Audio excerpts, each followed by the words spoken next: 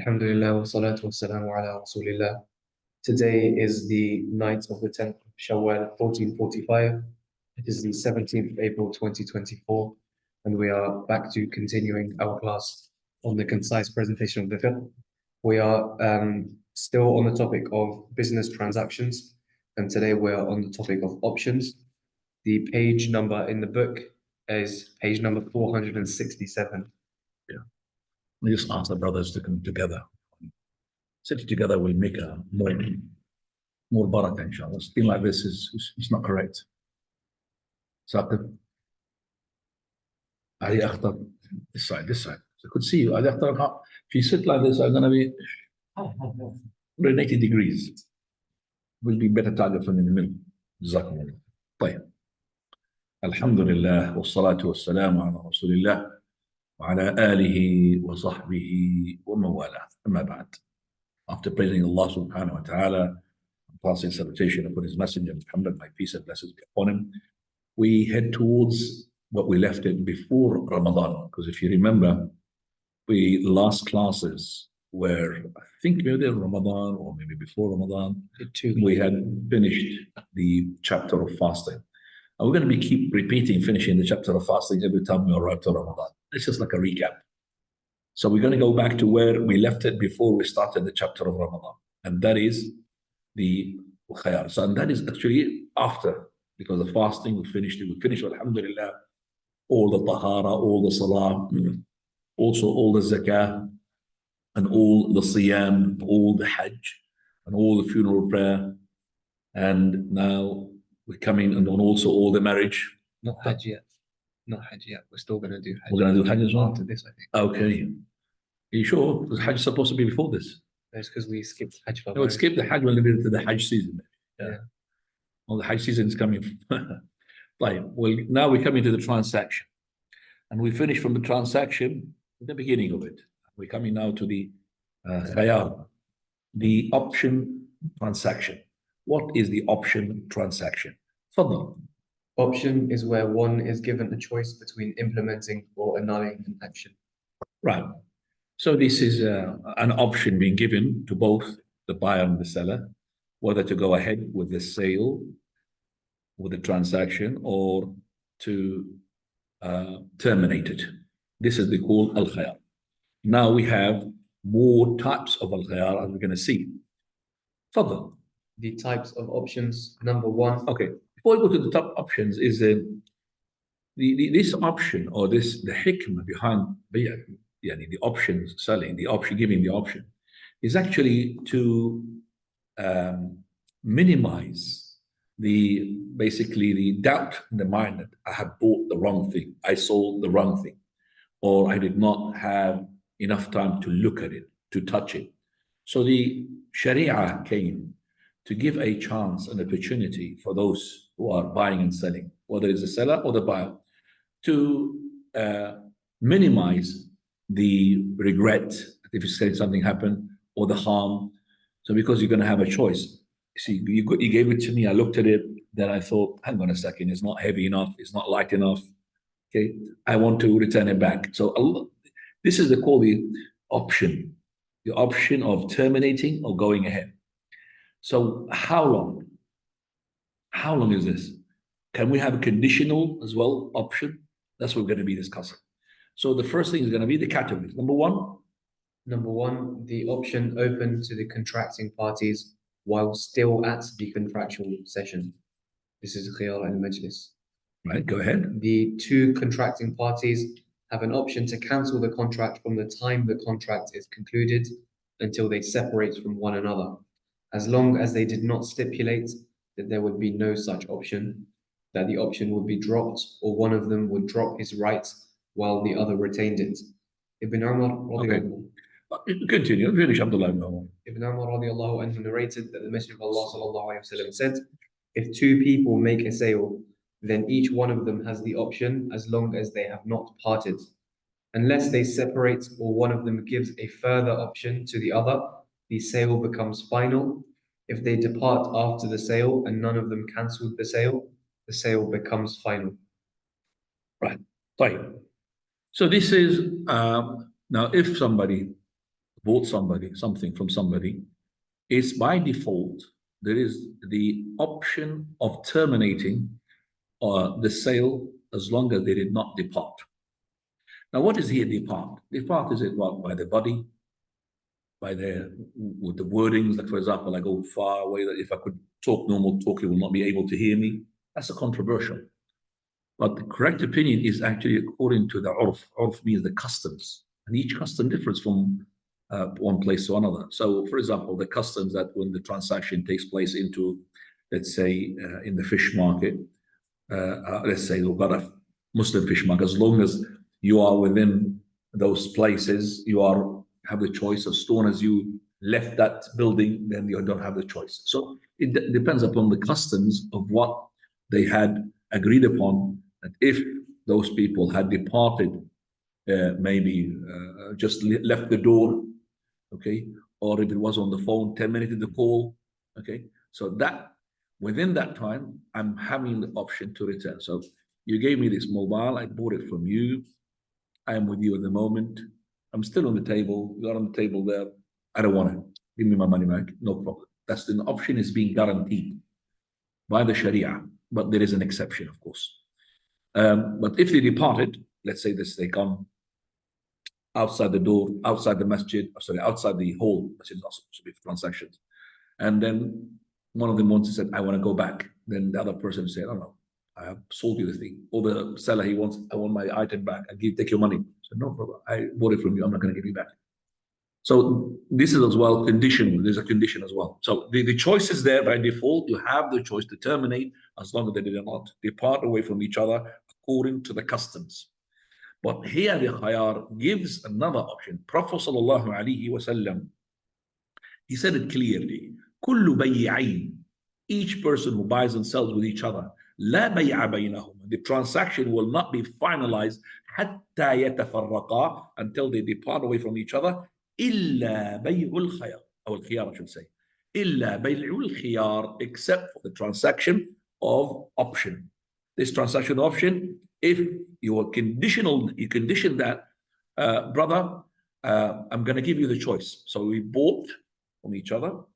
I'm selling to you. I'm giving you the choice now. Do you want to go ahead, or do you want to terminate? If you said you're going to go ahead, the transaction has been finalized. There's no now such a thing until we depart away from each other, because we have conditioned it. We have said, okay. So one of them said to the other, come on, brother, are you okay for this transaction? Whether it's the seller saying to the buyer, are you happy with these goods? Or the buyer saying to the seller, are you happy with the money? So the other person went quiet. Still, we have this majlis. We did not depart. But if you said, yes, I'm happy, now it doesn't matter whether we depart or not depart, it's been finalized. This is called khayarul majlis, except for this type. Now,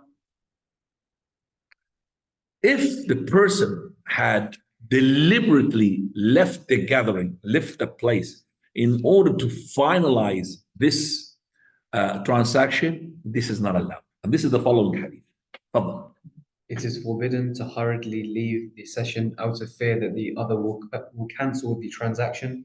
Amr ibn Shu'ayb radiallahu anhu narrated from his father on the authority of his grandfather, which is Abdullah ibn Amr ibn al-As, that the Messenger of Allah sallallahu alaihi wasallam said, both parties in a business transaction have a right to annul as long as they have not separated, unless it is a bargain when the option to annul is attached to it. And it is not permissible for one of them to separate from the other for fear that one may demand that the bargain be rescinded. Or terminated. So, so if you are fearing, just let me just make sure that, because I've got a bargain here, you see.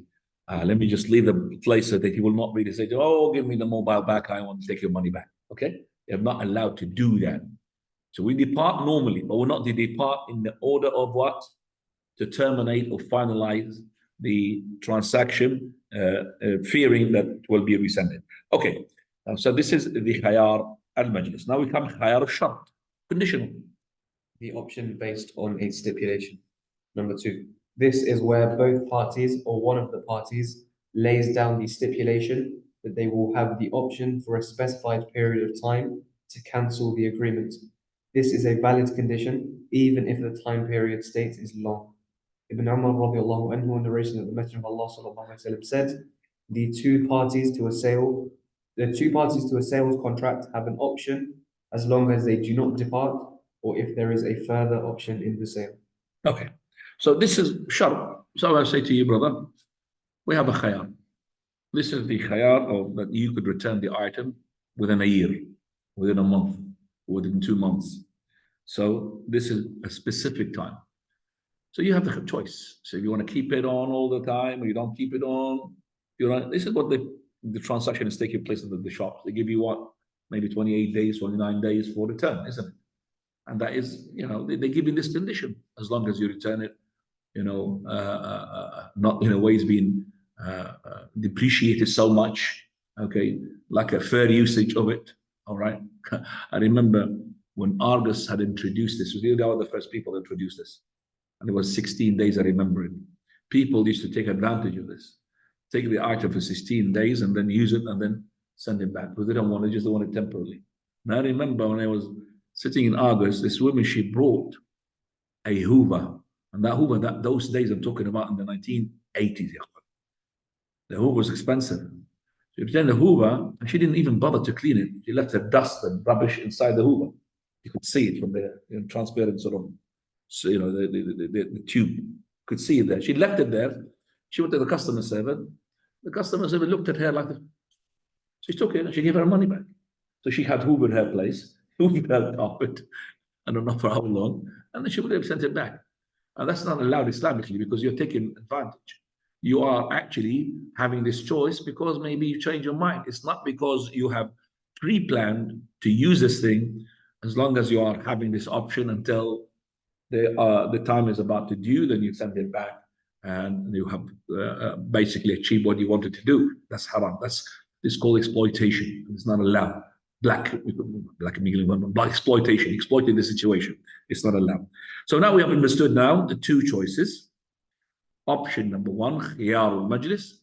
The majlis is sitting. This khiyar can be terminated by number one, they depart, or that one of them will give the option, say, khalas, it's terminated, give them the option, you want to go ahead with it or not, or that they will say that we will transact with each other, buy and sell, and there is no choice. The last one is very weak. So the last one is very weak, is that brother, once we sell, it's terminated. Sorry, it is finalized. That's not correct because we have to have some sort of option. But after we make the sale, then we'll say, all right, brother, is it finalized? You okay? Happy? Alhamdulillah, happy? Khalas, it's finalized. I don't have to leave now. But if none of this had happened, then you have still the option to terminate as long as you are not departed away from each other according to the customs. The one which is the other one, which is khiyar al-shart. Khiyar al-shart is the conditional one. Conditional one as well. And by the way, whatever I'm saying here, you can find it controversial. Malikiya, Shafi'iyya differs from Hanafiya and Hanbaliya, something like this. But I'm just giving you what is according to the hadith of the Prophet sallallahu alaihi wasallam. طيب. Now we're coming to the khiyar al-aib. What is khiyar al-aib here? Meaning there's something wrong into that item. Now, number three, the option due to a defect. Previously, it was stated that it is forbidden to conceal a defect. If a person purchases a specific item of merchandise and does not realize that it is defective until after they depart, he has the right to return the item to the seller. Okay, right. So before you continue the hadith, you need to understand. A person sold something and there's something wrong with it. There's a defect. Whether he knows or he doesn't know, the buyer has the option to return it back. So let's say, for example, you sold me this car and you didn't realize there's something major wrong in the car and you gave it to me, you didn't know that. So the buyer, so I'm the buyer, said, well, I found there's something wrong. So I go to the seller. Seller said, well, I didn't know. Well, you didn't know that will exempt you from the sin. There's no sin because you didn't know. You didn't sell it, you didn't cheat me. But it's not going to exempt you from me having the choice to what? I don't want it. I didn't want the car. If you knew that defect in the car, I would have never bought it. Okay? So I have the option to return it back. So the person Islamically is not allowed to hide the defect unless he want to sell it with the defect and he says there is a defect. Brother, I'm selling you this car and there is a major issue in the engine. I'm selling you, like we call it, what do you call it? Metal? Scrap. Yeah, scrap. Yeah. But there's a terminology they use it, the buyers. Huh? Sold as seen. They use another term, which is sold as seen. Sold as seen. That's the one I'm looking for. Yes. Sold as seen. That's what you got. Consider it garbage, metal, glass, sold as seen. I'm giving you this. So you're buying something with them, up to you. So don't come to me and, oh, I found something in there. Sold as seen. You are the one to see and investigate. Sold as seen, correct. So I'm sending you this item, sold as seen, whether it's a mobile, it's a book, it's a car. Now, but if it was not sold as seen, I'm selling you, it's a car, it's a mobile, mashallah, and you know it's the mobile's rubbish, but you are selling it and you make it even an oath, by Allah, this mobile, and then after that, person buys it and you find that there's lots of things in it, software, hardware, whatever, and he has the right to return it back regardless of the time. So let's say you found about a day, 2 days, 3 days, 5 days, 7 days, as long as you can prove that that defect was there before you bought it. It's not you have made it. Well, it could happen. You know, I gave you a car, nice car, mashallah. You took it and you drove crazy, put your foot down and then you brought the engine busted, kaboot, you call it. Well, that's your fault. It's not my fault. So that's another, Allah Azza wa Jal and Islam had protected the person who is the purchaser if he had bought something that there's a defect in it. Fine. Let's just go further with this. Tfadal, Abu Hurairah. Abu Hurairah radiallahu anhu narrated, the Messenger of Allah sallallahu alaihi wasallam said, whoever bought a goat was left unmilked and then milks the animal. If he is pleased with it, he may keep it. If he is displeased with it, he may return it with a sa'a of dates for the milk he consumed. Abu Hurairah also reported. So full stop. That's, then you start on your hadith, make a new tone. You link it with each other now. Okay, Abu Hurairah also reported that Prophet sallallahu alaihi wasallam said, do not leave the camels or goats unmilked. If someone buys them after that, he has the choice after milking them to either keep them or return them with a sa'a of dates. That's better. Right. So here, I don't think it's a defect. Here, I would say, like we call it in Arabic, tadlis. I'm giving you something which you think it is good, okay, to inflate the price of it, to make the prices good, but it actually doesn't deserve it. So it's not a defect. So I'm giving you a sheep, and this sheep I haven't really milked it for some days. Why? Because the udder will become more big. So when the person wants to buy and he thinks, oh, mashallah, it produces milk every day. This is a very good she-camel or a very good sheep or a goat, whatever, because the udder is full. You took it, you milked it, and then you waited. There's no milk is coming. One day, still empty. The udder. The second day, third day. And that's why I want to add this, another hadith from the Prophet ﷺ. He said that you could keep it for 3 days just to see, to test it. So the hadith, which we're going to add to it, is that you could add 3 days. I'm going to here just get to the hadith of the Prophet ﷺ. He said, Man ibta'a shatan musarrah, he who had sold, or he had bought, I should say, sheep which has been unmilked, فهو في الخيار ثلاثة أيام. He's got the choice for 3 days. إن شاء أمسكها وإن شاء ردها ورد معها صاع من تمر. If he wishes, he could hold on to that sheep if he likes it, or he could send it back to the buyer, but he has to give 1 sa', 4 handfuls, about 2.5 kilos, 3 kilos of dates. Why? The milk he used. Do you understand me? For the milk that he had used. Because he used the milk. So you've got 3 days to wait to see. I mean, is this sheep is good? And, you know, because when I bought it, mashallah, it's filled. I thought, and this is always going to be the case. But as soon as I milked it, this sheep is not producing as good as milk as I thought. So 3 days I've got to milk it and use the milk, but I have to return it for the milk as well, I give 1 sa if I want to return. If I want to hold it, well, you could hold it as well. You could ask the seller if you wish, well, I'll hold it, but I want you to drop the price. Give me back some of the money. No problem if he agrees. I want some money down. No problem, inshallah. So this is now what we call the deception. But as for the defect, deception is different from here. Defect, I mean, there's something wrong with it. This sheep is just, it doesn't give as much as she's supposed to be, but there is something wrong now. Like I've got this sheep and it's got cancer and I knew it's gonna die. I sold you a car and I knew there's something major in the engine. Right, so I've used it for 1 or 2, 3 days, found the defect, and it was proved to be before the purchase. I want to send it back. I don't have to give him any handful of dates or because it's a mistake. So whatever I have used that camel, or I've used that car, or I've used that item, okay, the time when I used it, that's totally for the seller. Okay, whatever benefit came to it, which is, we call it al-nama'ul munfasil wal-nama'ul muttasil. This nama is called nama'ul munfasil. I have taken it, I have this sheep, there's something wrong, it's dying, but I milked it, and it's gonna die. I return it back, and I don't have to give you anything as a compensation for the seller because there's a defect there. Okay, the other one was deception. There's no defect, the milk is there, but it's not as supposed to be. So I could return it back.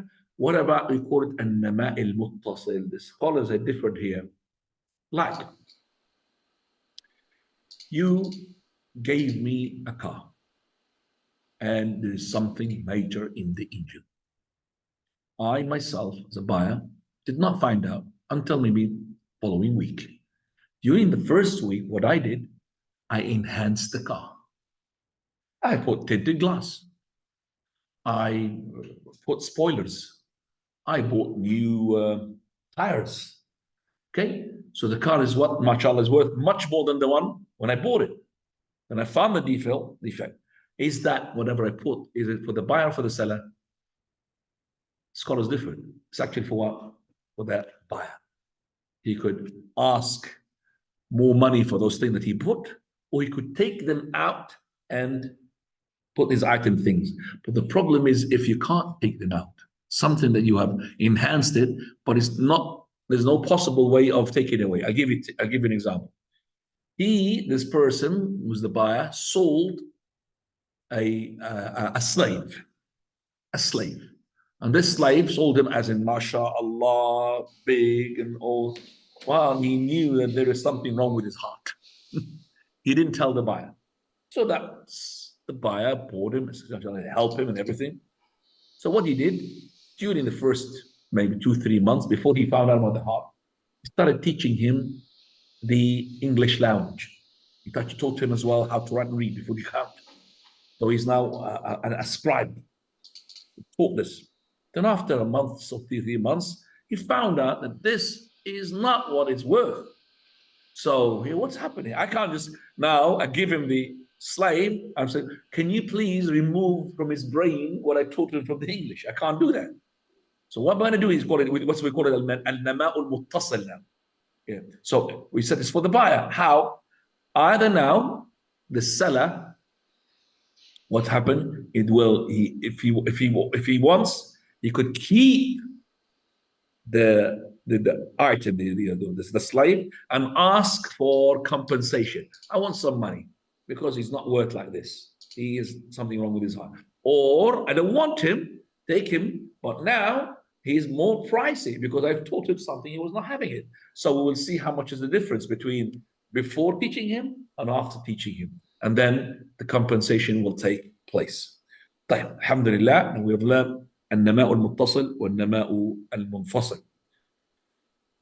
طيب, we're going to go to the following title, which is a very important title, and that is the riba. Let's just say you have bought some eggs, and then you found that the eggs were ruined. You find eggs from outside, looks egg. Then after that, when you bought it, it stinks. There's something wrong. It's like what we call it, expired. You know, you can fill up the gaps. Sheikh Doctor. Barakallah fiik. Barakallah. So we found that the egg is ruined. There's something wrong with them. Am I allowed to return it back? Yes, you have the right Islamically that you have bought it and it was expired or something wrong with it. And you can just return it back and take my money back. Fadl. Riba, interest. The root of the word riba means an increase either in the thing itself, as in the verse, it is stirred to life and swells, or in exchange for something else, like 1 gold coin for 2 gold coins. طيب. الربا is, of course, as we're going to say, Ahmed, you are putting your mic on. Ahmed. Yeah, I don't know what's happening to him. Let's just go. What is the riba? What is the rule of it, please? Its ruling, interest is forbidden based on Quran, Sunnah, and consensus of the nation. Allah subhanahu wa ta'ala has said concerning it, O you who believe, He's unmuting yourself. Oh, go on. O you who believe, be afraid of Allah and give up what remains from interest if you are believers. And if you do not do it, then take a notice of war from Allah and His Messenger. But if you repent, you shall have your capital sums. Deal not unjustly, and you shall not be dealt with unjustly. Right. I'm really, wallahi, feeling sort of upset that the number of people here on online, much more than the ones on the ground. Subhanallah. We need to give them kebab, maybe here, bring them some kebab. And wallahi, and the people who are outside and listen to the classes more than the one to come here. Inshallah. This is the first class, inshallah, will be better than the following. طيب. Allah Azza wa Jalla said, يا أيها الذين آمنوا اتقوا الله وذروا ما بقي من الربا إن كنتم فإن لم تفعلوا فأذنوا بحرب من الله ورسوله وإن تبتم فلكم رؤوس أموالكم لا تظلمون ولا تظلمون. Also Allah said, الذين يأكلون الربا لا يقومون إلا كما يقوم الذي تخبطه الشيطان من المس ومن عاد فأولئك أصحاب النار. Please translate that one. Those who consume interest will not stand except like the standing of a person beaten by shaitan, leading him to insanity. And he who does go back, then they are the dwellers of the fire. This is an addition in that verse translation. Fine. Al-riba. What is the wisdom of making it haram? Riba, as we said, is of two types. Riba, which is clear, and riba, which is not clear. As we're going to see each other. The riba, like a person lends somebody money, and he says to him, after a month, return them with such an extra. That's called riba. Also, riba is, for example, you lend a person money, and before that person pays that money back, that person starts giving you some benefits rather than the money itself, which he normally doesn't do. So let's say that you have lent him £1,000 and he's in Maidenhead. And this person, I said to you, you're going to give it to you within a year.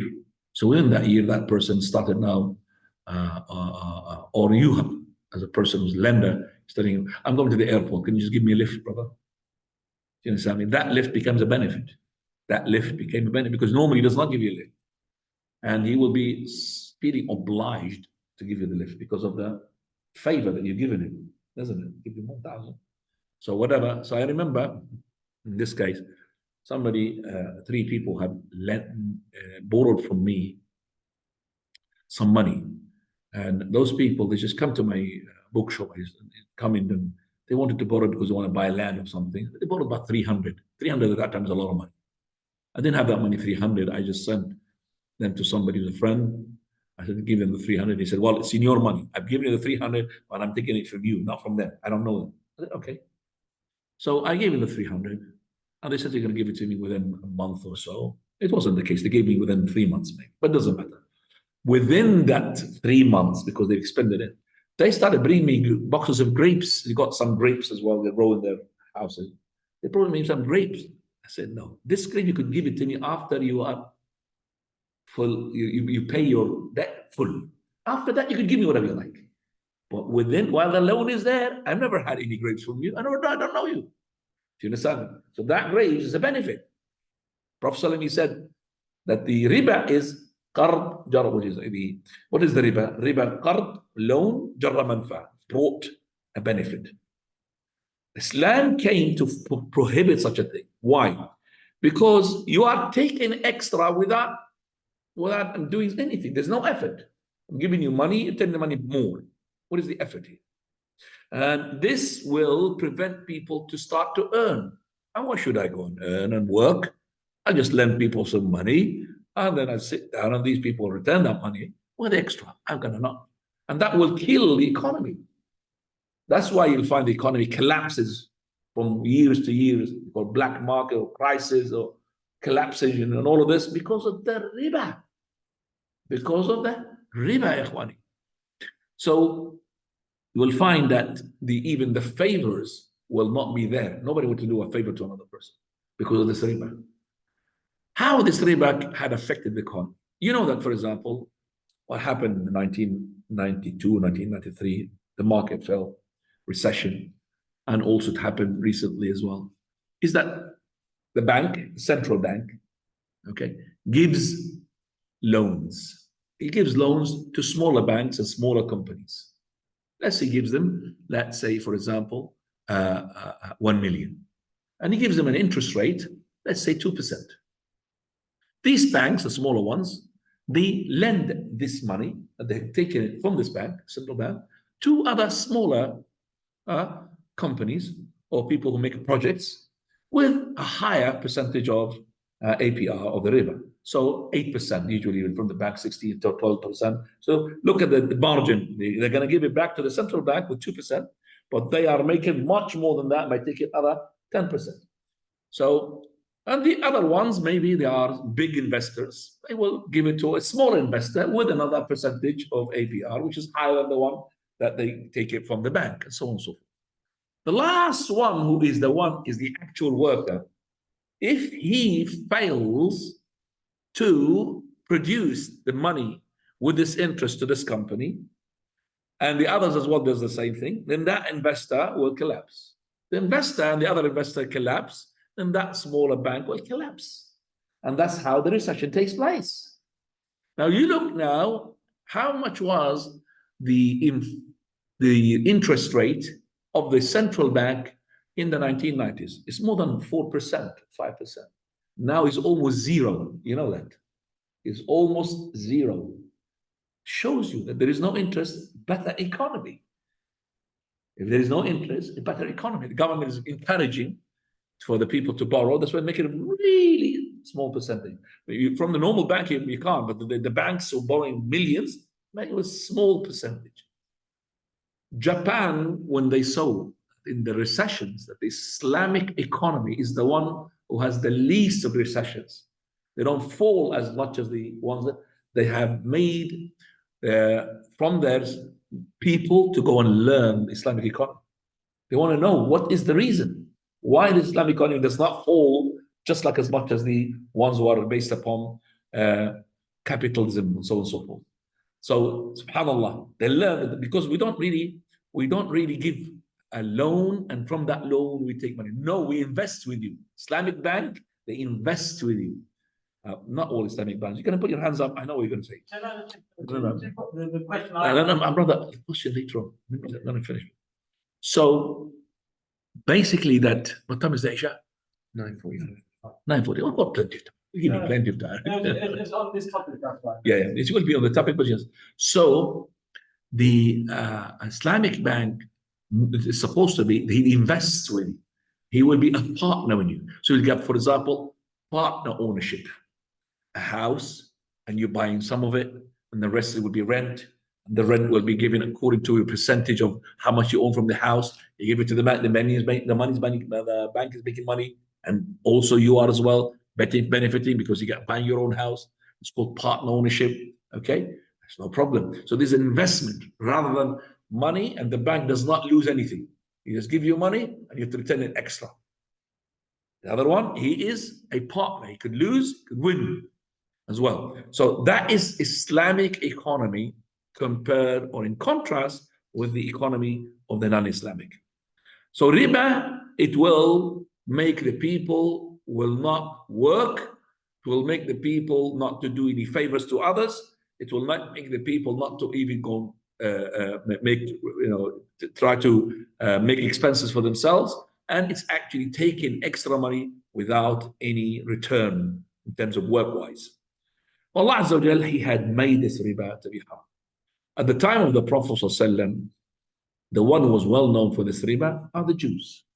The Jews, they take a lot of riba. And Allah Azza wa Jal had mentioned that in the Quran. فَبِظُلْمٍ مِنَ الَّذِينَ هَادُوا حرمنا عليهم طيبات محلت لهم وبصدهم عن سبيل الله كثيرا وأخذهم الربا وقد نهوا عنه. Allah Azza wa Jal, because of the oppression of the Jews and because of the taking the riba, Allah made things which are halal to be haram upon. So they used to make the riba halal. But Allah Azza wa Jal had made the riba haram and أحل الله البيع وحرم الربا. So now, what are the punishments of the person who is in riba or uses riba interest? Okay, according to the ayah that is recited in Surah Al-Baqarah 275. قال الذين يأكلون الربا لا يقومون إلا كما يقوم الذي تخبطه الشيطان من المس ومن عاد فأولئك أصحاب النار. Number one, التخبط. قال كما يتخبطه الشيطان. تخبط means you're all over the place. So the person who is in riba and interest is all over the place. He is not settled. يتخبطه. And also قال المحق. Mahq means that everything will be ruined. You find these people who are buying their houses and mortgages, they'll find their life is not really settled. They are all over the place. They are in agonization. They are in turmoil. And I know a person who died, may Allah have mercy upon him, before he had about 2-3 houses in riba and mortgage. Then he realized it's haram. He wanted to get rid of it. He settled and he was so happy. And he told me, Allah, and I used to be my landlord. Alhamdulillah, he died while he was getting rid of the whole riba. He said, I never settled. I had millions for these houses, but the millions one is making me more unhappy. But now I'm selling it and getting rid of the riba. I'm feeling happy with less money. Allah gives you the happiness. Also, the declaring of the war. That verse which Allah really said in Surah Al-Baqarah 278, فَأْذَنُوا بِحَرْبٍ مِّنَ اللَّهِ وَرَسُولِهِ, declared Allah a war and His messenger upon the person who uses riba. And there is no war declared upon anybody in the Quran like the war that being declared by Allah and His messenger onto the person who is using riba interest. So we got all over the place, takhabbut. We got the al-barakah. All your money will be ruined. You have no barakah in them. Number 3, also you have the war. Number 4, Allah really said kufr. قال, this is kufr. So this is like from disbelief. And also number 5, al-khuludu fin-nar. You will be there in the hellfire for a long time. So because Allah will say, وَمَنْ عَادَ فَأُولَٰئِكَ أَصْحَابُ النَّارِ. So you're going to be in the hellfire. So you got all these characteristics being linked to the person who is in the riba. Allah already said also, يَمْحَقُ اللَّهُ الرِّبَا. That's the verse which says there is no يَمْحَقُ اللَّهُ الرِّبَا وَيُرْبِي الصَّدَقَاتِ, meaning Allah will destroy interest and will give increase for the deeds of charity. Destroy it. And وَاللَّهُ لَا يُحِبُّ كُلَّ كَفَّارٍ أَثِيمٍ. Allah does not like the one who is a denier and a sinner, denier of the favors of Allah Azza wa Jalla. Also, Abu Hurairah, he said from the Prophet Sallallahu Alaihi Wasallam, is that Avoid the 7 destructive sins. destructive sins. What are they? They said, O Messenger of Allah, what are they? He replied, associating partners with Allah, committing sorcery, killing a soul. So, shirk, sorcery, magic. Thirdly, killing a soul with Allah has made. Killing a person without due right. Number 4, consuming interest. Consuming interest. Number 4 here is a destructive sin. Number 5, consuming the wealth of orphans. They're taking the wealth of the orphan because the orphan hasn't got any power to go and prevent you from doing so. Number 6, fleeing on the day with the 2 armies, when the 2 armies meet. So when you are in the army of the Muslim, you meet in the enemy army of the enemies, and the army of the enemy, and then as soon as you meet and engage, you run away and you leave your friends to be killed. So this is called al-firaru min al-zahf. And number 7, slandering the chaste. Slandering the chaste. Chaste mean women here. Al-ghafila. Does it chaste women? Does it say the women? It just says chaste. No, probably chaste women. Not just say, because the slandering the chaste man, but the worst is to slander the chaste women. And here to slander them, not to talk about them as in like, for example, backbiting. No, to say that they are fornicators, for example. قذف المحصنات. To say that she's messing about with that man. Because this will destroy the Islamic society if we start seeing that this woman, if she's pregnant, or maybe she's pregnant from such and such person. But Jabir, he says, Jabir narrated that the Messenger of Allah sallallahu alaihi wasallam cursed the receiver of interest, the one who gives it, the one who records it, and its two witnesses. He said they are all the same. So working in the bank, even if you're not doing the interest, but you are just witness or writing or working in the bank is haram. So to work in the bank is haram. Okay, so work in the bank is haram. So what about if I'm just fixing the dishwasher in the bank? Well, you are helping those people as well in their haram, because this is an institution already haram. Yesterday I had a question. I am a person who is an engineer of, do things and fix dishwashers. So I'm going to fix dishwashers in the pub. Is it haram or halal? I said the pub, most of it is going to be what? Coca-Cola or alcohol? Most of the glasses you're going to be washing. Is it alcohol or?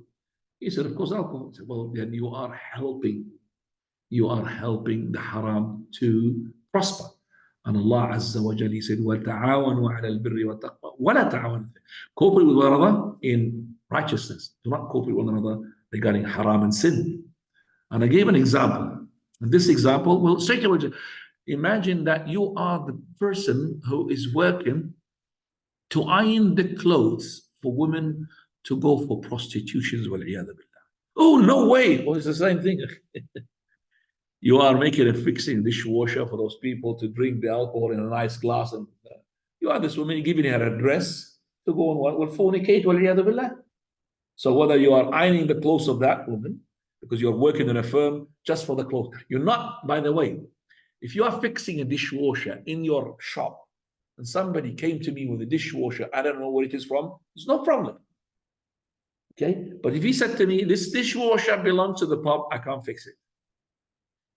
I want to, I'll give you an example, which is everybody will agree with me 100%. I'm selling, let's say, cutleries.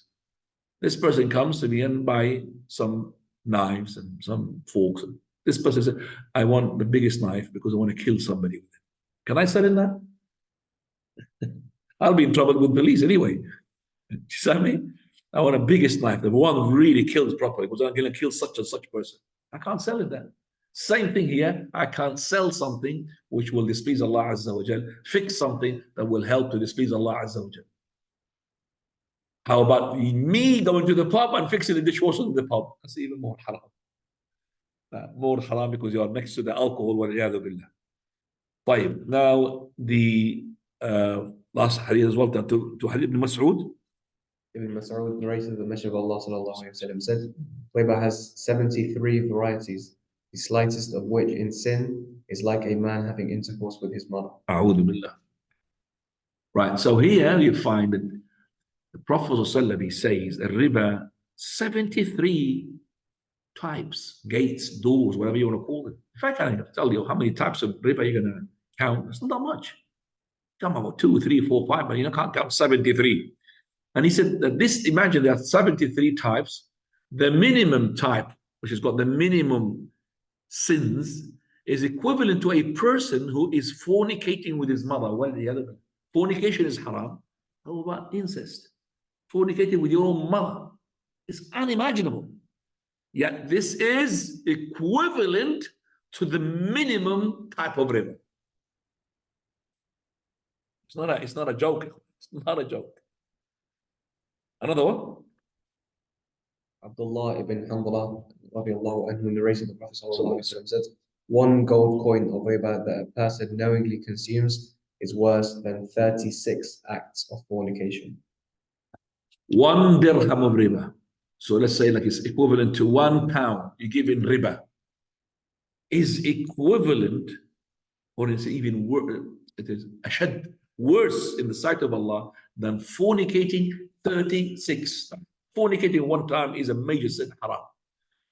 So fornicating 66 times is this dirham. It's not the 10 pounds, it's the 1 pound. 1 pound, but you give it in riba. Well, you know, it's worse in the sight of Allah than fornicating 36 times. Last hadith. Ibn Mas'ud radiallahu anhu also reported that the Prophet sallallahu alaihi wasallam said, "No one is greatly engrossed in riba except that his affair will end up in little wealth." Little wealth? That's right. Yeah, well, correct. Wallahi, this is true. Each person, subhanAllah, indulges into the riba. You find that his wealth even looks a lot, but he feels that he's not really happy. He feels that his wealth goes down instead of going up. Now we finish, inshallah, stop here, and we'll give the time for question and answer for 15 minutes, and then we'll relax. But if you have any questions, regarding this issue, and then I'll take as well from the online. Any question from you? Yeah. First question. The riba. Riba. How do you get rid of it in the right permissible way? Because obviously giving it to someone else, is that a So riba. forward sin? Riba, how can I get rid of it? First of all, let's say why we have riba. If it's something that I cannot avoid it because my money comes into the bank and the bank gives me riba on that, so I don't have a choice, that's something. But a person, he is deliberately indulging into an affair where it will give him a riba, stop that. Stop doing this. Haram. You cannot sell items and take riba. You cannot give money and take riba. So stop this. But let's say that you're the first scenario. You have this riba, or you had riba before and you want to repent to Allah. You got money, I want to get rid of it. What should I do? Well, first of all, you will not be rewarded for that money of the riba. You'll be rewarded for your repentance. But you need and you must get rid of it. How do I get rid of it? I could get rid of it. I can't give it to something which is Islamically 100%. Like I can't build a masjid with it. Because Allah's messenger said, "Inna Allah tayyibun la yaqbalu illa tayyib." Allah is good, does not accept it for the good. So I cannot build a masjid with it, but I could build the toilets of the masjid because it's going to the toilet. Can I give it to a Muslim? No, I cannot give it to a Muslim. I could give it to a number of Muslims which are, let's say, starvation. Riba is like a filthy money. It's a venom. It's a poison. So if you give it in small portions to each person, it will not kill them. If you give it to one person, it will kill him. So in starvation, you give it. No problem. Starvation of Africa. You could give it to build roads, you will parks. Okay, as I said, toilets, but not, as I said, in a masjid. You can use it yourself if you are in desperate need. Say, for example, you repented to Allah, you have no money except for that riba. So I'm in desperation. We call it muttar. You're being, you are in necessity. Then you could take whatever is enough. Don't take all of it. Because it's imagine that you are in a desert and you are dying from the hunger. And you're going to die. And there's a corpse, an animal, the carrion, dead animal is rotten there. But I need to survive. So I'll take from that meat what going to make me survive. So if I took from it and I survive, I said, it takes no problem. Let me take more. It's not allowed to take more. So I'm going to take what is enough for you to survive because you're taking haram. That haram is according to what is your need. After that, it's haram becomes. So alhamdulillah, that's the answer for your question. So if a in the microphone, please. If a shop has like a non-refundable policy, I assume that's haram, right? No, it's not haram to have a shop which has got non-refundable policy because as soon as you come out, okay, this is a khayr, which is called a shart. Shart means condition. And I'm saying condition that, as long as if you are leaving the shop, that's it. If you are making the transaction, that's it. Even if there was a defect, you still can't refund it. No, that's a defect, there's something else, haram. But I don't think there is any place, except in our countries, maybe. That's what I mean, as in foreign countries, but ours. Now in our country still, by law, I can return the item if it's got a defect, but you have to prove. So you bought, for example, I bought last time set of glasses, and I bought that from the shop in Jordan recently, gave it as a gift to somebody. That person, he phoned me, Jazakallah khairan, I just want to know where did you get it from this? Very nice. I said, how can I tell you? I mean, this is a gift. He said, okay, well, I'm trying to tell you, but my wife, she loved him so much, but she found about 2 or 3 that broke him from the top. So I said, I'll take them from you. So I don't want them to know how much I put it for. So I took the glasses, I went to the shop, and I said to them, there's a broken into the, he said, okay, no problem. So he took it and he saw it, and it's actually, you could see the fault and the defect is from the factory. It's not something that it's been dropped or something. No, it's from the factory, from the top. It's not leveled properly. So changed it and brought it. He said, by the way, Sheikh, it's the last one. And the person said, don't exchange it for anything else, the one who's being gifted. I want the same pattern because my wife, she loves it. So we found it was the last one. So we swapped the good ones. The good ones, that shop has got nothing. And he had his, alhamdulillah. That's an answer for your question. تفضل يا شمام. السلام عليكم شيخنا. Salam. أحسن الله إليك. In regards to a security guard who works at a bank, the people who come in, some of them might be coming in for riba, but some of them might be coming in just to deposit money into the account. What would be the ruling on that, like a security guard or like a janitor who just cleans the floor at a bank? I was busy with the microphone. Repeat the question. أحسن الله إليك. My question was regarding an individual who is a security guard or is a janitor at a bank. Security guards, some people might be coming in to put money in their account. Some people might be coming in for actual riba. Like it's not really for sure. Whereas their job is just either watching the door or cleaning the floor. What would be the ruling on a job like that? You take it as a principle. If you are working in any position where it's something which is haram 100%, you're not allowed to do that. So a guard for the bank, cleaning the windows for the bank, or for insurance company, those are haram 100%. But if you're doing it for, let's say, Walmart, you call Walmart in your country.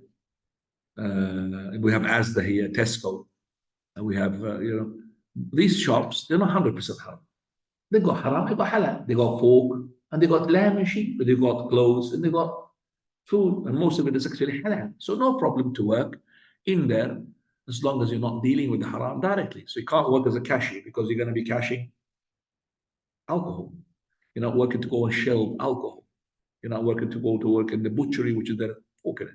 But I could work in the clothes department, could work in the food department, could work in lots of places. I could work in the floor, clean the floor, be a guard. But to be a guard on a place like this, as I said, ask yourself, let's turn that bank into a prostitution. Because prostitution, no. You are guarding the doors just to make sure that those people come in to have fornication, come back. Is that halal or haram? Answer your question. I mean, you're saying, oh, a'udhu billah. The bank is worse, ya khwai. The bank is worse. The bank is worse than that. So I'm just making sure that everybody, goes with security inside and just to go and fornicate happily and come back happily. It's the same thing. So put always the extreme, then you will know if it's haram or halal. طيب يا زهرة تفضلي. السلام عليكم. Ground takes priority online. Listen, someone is self-employed or associate working for a big company. He does this job, and the fees are too high. Let's say 2,000, 3,000. He asks the person to pay this. He goes to the reception or someone else in the company and get a finance. It's nothing related with the self-employed guy or associate, but they give him the finance someone else from your fees. I'm lost here. It's just a bit complicated things. I mean, I can't say halal haram unless you know the details, small details. It's a company. It's a company. Many 10 persons working in this company. So the company works in it, some group of people, 10 people. Yeah, what does the company do? Sometimes service. So you call it a service company. Okay. Person is doing the service. Service of what? Just give me an example. Give me a real example. I want to know. Okay, let's say a doctor. They do a surgery. And the person cannot pay this operation. So a person who needs an operation, Yeah. he cannot do it directly. Goes to reception. He goes to the reception. That's why we need the microphone, which is called this one, instead of doing this. Come on, be professional. We got a wireless one. He's giving this. Look, you're gonna be a doctor? Are you sure? 2 years. Give me. Let me do it for you. It's this one here, not this one. This one. Right. He's giving you that and pointing this. Give you this. Allah al-Mustan. Yes, tfaddal. So this company, This big company, 10 people are working in this company. I'm a person who wants to make an operation to my heart. I can't afford it. I go to you. The surgeon. I don't have anything with the finance. You are the surgeon. You are in the company. I work for this company and I get 50% only. When I do the surgery, I get 50. The owner of this company gets the 50%. So going to the hospital is going to cost me, let's say, £1,000 for my surgery. Right. But if I go to you, give it to me for 800. 400 goes to the surgeon. 400 goes to the one who made the company. Yes. But the owner, he does not want to lose his patients, so he offers them finance at the end of. So he offers me because I can't pay. Is it going to be the same money or less money than the hospital? The hospital is 1,000. You are more the company for me, or you're less? I will get my money. No. I'm talking about that company is going to go offer me this surgery, alternative from which is the real one, which is the 1,000. You're going to give me. Is that going to be more than 1,000 or less? He will pay more. I'll be paying more, but finance. For me, as a self-employed, I will get the same amount. No. I'm not talking about you. I'm talking about me. I'm the one who is a patient. Forget about you. So I will be paying more than 1,000, but instead of paying it one go, because other one will take one go. This one he wants it in premiums, in installments. Yeah, as I said, but I'll be ending up paying 1,500. Okay, go on. Is it allowed for this? The microphone is there, right like that. Go. Surgeon to work in this company, or is it allowed for the surgeon to work in this company? Well, so you are presuming that the payment in the installment, which is more than that, is basically haram. So I am working in a haram firm. Well, this is not really clear, haram or halal. It's not clear because the scholars had differed regarding paying in installment. Now, this is called surgery. Okay? You are maybe a surgeon, and this is another surgeon here. I go for you. You are more expensive than the other one because maybe your reputation is better. Maybe. So I went for them, and these people offering a price. And this price does not go up according to how much I pay. Then it's halal. So the price of this operation of heart is 1,000. Normal hospitals, other hospitals maybe more. Depends upon what sort of bed they give you, the room, the AC. You understand me? Entertainment. Whereas you giving it with a different price, and this price you're giving it, and you're not saying to me if you paid in 1 year it's 1,000. You paid in 2 years 2,000. That becomes riba. 100% is riba. If it's 100% finance agency, you are working for this finance and it is always finance. You're not supposed because you're helping them to do that. I'm self-employed and I don't work directly with the finance agency. The owner of this company is dealing with the finance. I get exactly what like if it's 1,000, we're gonna get only 500. The patient will pay probably 1,500, 500 to the bank, and another 500 to the owner. So I understand you. I don't have anything to do with finance. I don't have any collaboration with them. And as I said, if you stop, another surgeon stop, won't that person would stop doing such a thing? We will find out. Let's say that everybody stopped. Everybody in the world stopped working with him. He's going to stop. So what I'm doing, I'm helping him to do what he's doing as a crime. because I know that he's doing this haram. Do you understand me? But is all his transaction like this finance, or sometimes no good? Halal? More expensive. Finance, that they offer the patient. Listen to me. If it's bank, bank, 100% haram. Insurance company, 100% haram. But Tesco as in 100% haram. So it's a different answer. So this company we talking about is finance. Is all of it haram, or is some halal? only if the patient is not able to pay his. Okay, so that means halal. So in that case, we can't say to you that you work in haram. All right. So there is a halal percentage in it. Okay, and that halal percentage is good. Alhamdulillah, working. Jazakallah. So these things we cannot really give white black. Each person knows what he's doing. You cannot get from me halal and he knows himself there's something wrong. If the person is convinced with his heart, istafti qalbak. Ask your heart. As the Prophet says, istafti qalbak. You know, it's not really gonna get you anywhere if you're gonna come to the sheikh. By the way, this is just to make it halal, you know, this is, you're trying to make it haram, by the way. I know the opposite. But by the way, I don't offer them. I don't even mention to them that. Alhamdulillah. But when they go to the reception, they leaflets and. Alhamdulillah. Jazakallah. طيب. Zuhra. You want to ask Zuhra. Assalamu alaikum. My question is about the hadith which says that doing sujood raises your ranks in Jannah. Does that mean that you should do long sajdas or do extra sunnah prayers, lots of sunnah prayers? You know, it is both.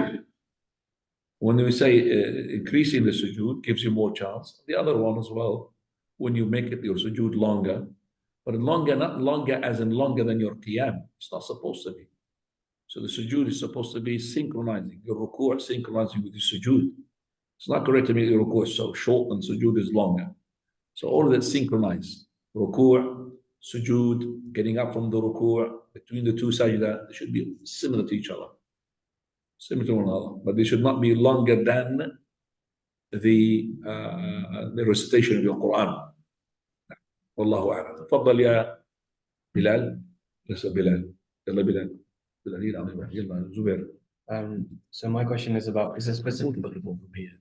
Irfan, if you going to kill you, go on. It's a specific scenario to me. Basically, if you are running a community program and there is a sponsor that is willing to pay you, but that sponsor is a bank, are you allowed to do it or not? So it's for like medicine applications. So the bank is going to give you, and it's going to give a return, isn't it? No, so it's for medicine applications for background people, and the bank would sponsor them and would pay me so that they don't pay me instead. So Am I allowed to take that early? I'm going to say that again exactly. I want to understand what happened. So how they sponsor, because the word sponsor, I'm not really familiar with it. So because the students wouldn't be able to afford the rate of a course or a session, the bank pays for them instead. But technically, that's a direct transfer between the bank and myself. So is that allowed? So the bank, why do they give you the money? Why? Because they pay for the students. That's the loan. The loan of the students is haram. No, it's not. It's not a loan. The bank subsidizes the students For nothing, for free? for free. What is it, advertising? That's like charity work of the bank.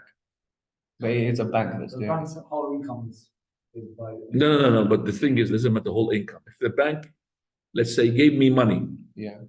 due to, let's say, my father died, my father's money is in there in the bank. I took it. Halal. Do you understand me? Yes. Even if the money, which was the riba made by my father, haram for my father, but he died, came to me, it's halal. Because when money transfers, it does not take the rule of it. So this person, he had made alcohol shop and he made fortune. All of it haram. He died. The money went to his heirs, inheritors. Would go to halal way. It's only haram for the one, for the person who did. Unless the money in itself haram, meaning it's been stolen, then you can't inherit it. Stolen money, doesn't belong to you. But it's haram in itself. But this is haram, the earning of it. The haram, the money is halal. The haram is how you earned it. So this bank is haram, how they earn the money. If they're giving it to you, it does not carry the haram. Is that understood? make Yeah. money then. You don't work for the bank, do you? No, no. خلاص. خلاص الحمد لله. نعم. والله تعالى أعلم. تفضل يا فيصل. Sheikh, you said in Taraweeh, we cannot do Taraweeh at home by ourselves, but we can do witr in Ramadan. The question is, can we pray witr in congregation at home in Ramadan, in congregation? Say that again, Habibi. Just to Are make we sure. allowed to pray witr in congregation with our family in Ramadan at home? You mean make Taraweeh? Yes. Yeah, you make Taraweeh in Ramadan in the masjid there. You see, this is controversial. You're going to go shopping around for the fatwa, you'll find the Sheikh Ibn say yes, Sheikh Ibn say yes. But the thing is, we need to know, did the Prophet do it? No, he didn't. Prophet did not do that. He did not stand up and tell Aisha, come and sit down next to me. Safiya, come with me. He didn't do that. Not in all his life. Yes, he started a prayer and somebody will join. There's no problem. Allah Mas'ud, he had joined. Ibn Yaman, he had joined. Allah ibn Abbas, he had joined. But to start the prayer, and because Allah ibn Abbas, he was in the house, you could see, because the Prophet before he started, come on, Ibn Abbas, join me with the witr. He never told him that. So if you started the prayer and your family joined in, no problems. Witr, Ramadan or no Ramadan. But to make it like the way you're asking, that's not from the Sunnah. It hasn't been done. And the Sunnah of the Taraweeh is supposed to be behind the Imam, which is in the locality, whether it's a musalla or a masjid or whatever hall. That's where it is. That's what it's supposed to be. Allahu a'lam. سبحانك اللهم وبحمدك أشهد أن لا إله إلا أنت أستغفرك وأتوب إليك.